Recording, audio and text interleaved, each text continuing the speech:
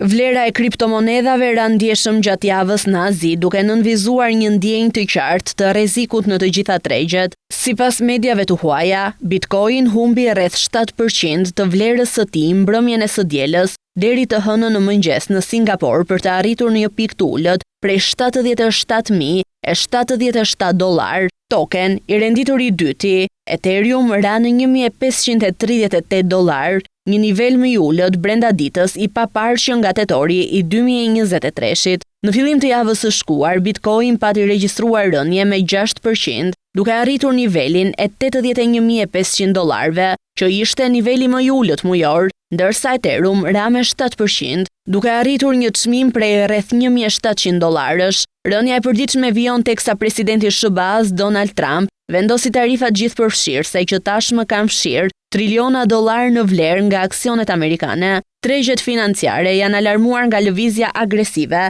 dhe investitorët po përgatiten për paqëndrueshmëri të zgjatur ekonomike. Kjo rënje ka nxitur shqetësime të mëdha për të ardhmen e monedhave digjitale, duke pasur parasysh ndikimin që ka kjo mbi investitorët e mëdhenj dhe ata të vegjël. Ky zhvillim është një pasqyrë e pasigurisë që ka përfshirë të gjithë tregun global të kriptovalutave, duke vënë në dukje ndikimin që mund të kenë faktorët e jashtëm, si tarifat dhe politika ekonomike globale, mbi këtë industri të pasigurt dhe të luhatshme.